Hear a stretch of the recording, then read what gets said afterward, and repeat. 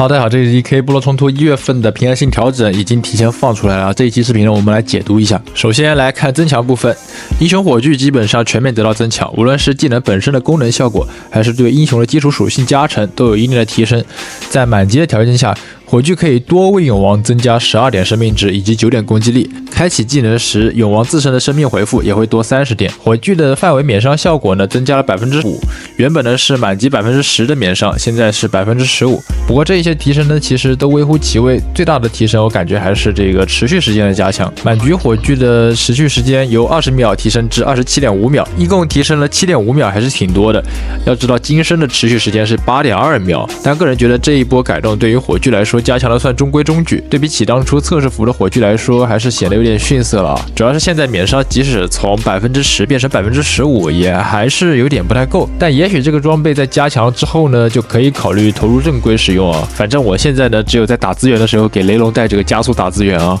接着是加强了无数次的生命宝石啊。策划之前发现自己加强了好几次之后，还是没有人用这件装备，所以说这次又加强了一遍啊。额外生命值由100%提升至120%，生命值提升上限由1050提升至1200。此外，提升了一点点对于永王自身的攻击力和生命值加成。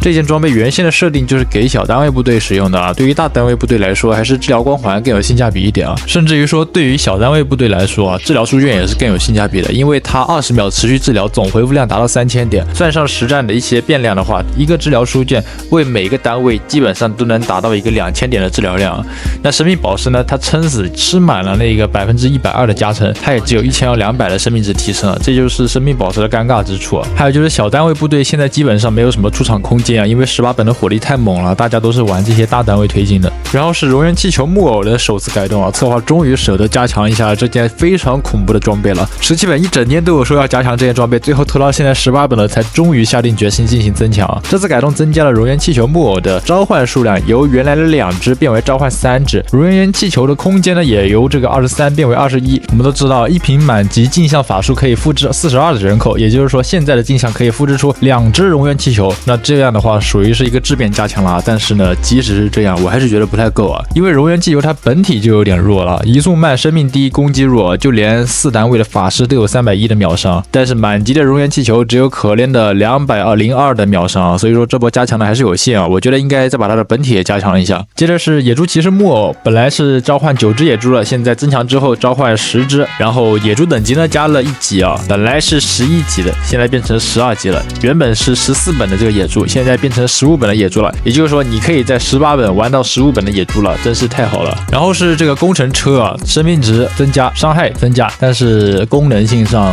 属实是被滚木车玩爆了，还是没什么用。接着是钻机，钻机在之前15本以下的时候呢，那个时候重火力比较少，用钻机配合闰土的打法也是相当的好用啊。但现在这个环境啊，18本遍地都是重火力，钻机基本上露头就直接死了，所以说也是比较鸡肋的。满级钻机生命值提升了9%，但是感觉还是太脆了。好，最后是我们这个跳高健将莱西，生命值跟这个输出又进行了一个大幅度的提升啊，但是依旧路边。接下来是昔日旧神德鲁伊的调整，从原先的30秒持续治疗削弱到25秒，现在又调回去30秒了。满级德鲁伊对部队的治疗量提升15点，对英雄的治疗量也提升了15点，且治疗结束后化身的熊大也有这个生命值跟攻击力的提升，治疗量回调了一半。相比于之前啊，不知道会不会让德鲁伊重回这个大众的视野呢？好，接下来全体请力啊。雷龙本身就在这次18本中得到了一次比较大的属性提升啊，本来这次轻等级就已经加了500的生命值了，这次加强又多了200点的生命值，然后伤害还多出了10点的秒杀。我们要知道，虽然说看起来10点不多，但是雷龙吃狂暴，而且它喷出来那一下，它是远远不止这个10点的提升的啊，这个提升也是很大的。可能有一些斩杀线它会发生一些改变，就比如说有些东西雷龙可能要喷2口的，现在只需要喷1口了，非常好的一次加强。更新之后全部都给我去玩雷龙啊。接下来是超级女巫的增强啊，说实话，超级女巫确实需要增强啦。我之前这么喜欢玩超巫的，我现在都不玩了。但是你要加强就不能加多一点吗？2%和4%是什么意思啊 ？DPS 就多2%和1位，雷龙都能加这么多了。你超巫加10点攻击力跟雷龙加10点攻击力是完全不一样的概念啊。然后生命值的话只加了4%，还是太脆了。而且这个大宝宝的话，空间改回来了，但是大宝宝光改空间没用啊。一开始它就是20空间，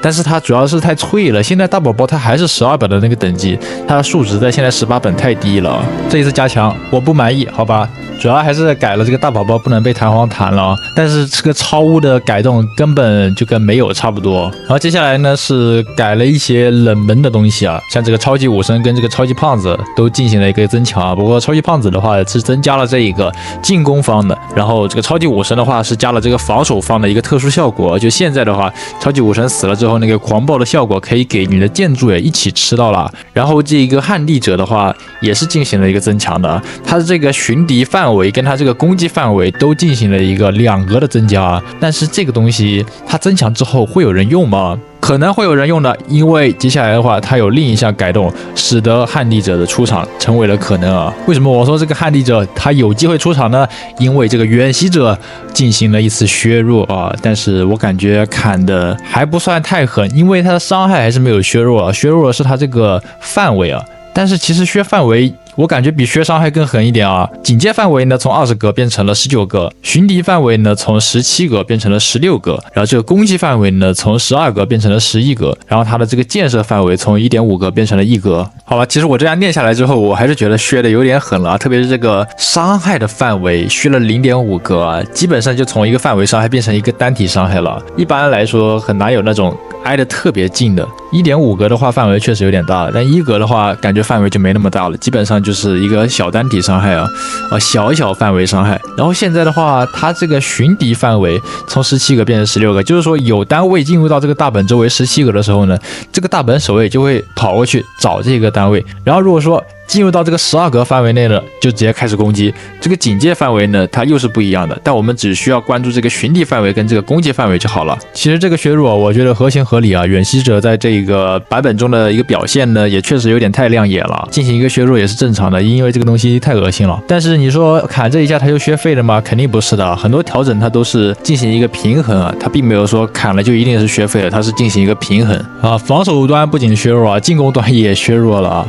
图腾法术跟陨石科伦双削弱，这2个版本 T0 已经变得遍地都是了啊！所以说策划也直接按照这个使用率进行了一个削弱。按照使用率来进行削弱的话，我觉得是正常的，但是按强度来削弱的话，我感觉不太正常。因为现在这个版本这么难，即使这2个东西这么强了，还是有很多人一个赛季都打不了320的。而且我最近也很久没有打320了，而且现在世界前10都很少人有打320的了，基本上都是300杯以下的，很难打到300杯以上。现在连300杯都难打了，就是现在这些单位这么强，但是300杯还是一个很难的目标啊。我说的是在这个特别高分段那些阵型的情况下，就防守的强度非常大，进攻的压力很大，所以说我感觉削弱进攻端没有太大的必要啊，反而我们应该加强一下那些弱的流派啊。有些人天天说这个超标那个超标的啊，一去看看传奇，有些人说不定都没有打过传奇啊，或者说啊打个传奇连个300杯都打不到了，要么就是打个300杯是在那种低分段打了300杯啊。就这2个东西，他们的超标是相对于其他兵种显得他们超标，但其实你整体对比这个防御的话，他们其实也没有多超标。那具体削弱什么呢？削弱这个陨石哥伦对于城墙的翻倍伤害啊！现在的话，石头人开墙他们要慢1倍的速度了，直接砍了50%的对城墙伤害啊。然后图腾法术呢，这个是增加了它一个每秒自扣血啊。也就是说，原本这个图腾法术放在那里是一直生效的，除非被这个建筑打掉。但现在的话，图腾法术从它部署的那一刻起，它每秒都会掉334的血量，就相当于每秒无时无刻都在被这个多人箭塔锁定着，就大大削弱那种投掷车配图腾的打法。但是我觉得对于正常的图腾释放来说啊，没有什么太大的影响。最后是战宠阿啾的调整的不是阿啾本体，而是它产生的这个鼻涕炮。鼻涕炮将不能探出陷阱了，也就是说，鼻涕炮探红雷的时代已经结束了。现在的天使变得更加危险了。这次改动无疑是对所有的这个陆军部队啊都进行了一个很大的打击，就逼着你不用天使，去用德鲁伊，或者说就增加这个探雷的手段，不然现在的天使可能分分钟秒没给你看啊。这下好了，地面流派可以不用带阿啾了，地面流派的战宠可以去带蛙蛙、毒蜥蜴，还有其他的这些战宠了。这个改动也是纯削弱啊，特别是对于那些需要带天使的地面流派来说，对于空军来说没有特别大的影响。那么以上呢就是本次1月平衡性调整的全部内容了，大概的更新时间在1月12号左右，这个也是不确定的，具体的话还得看到时候正式服的更新了。感谢大家的收看，我们下期视频再见，拜拜。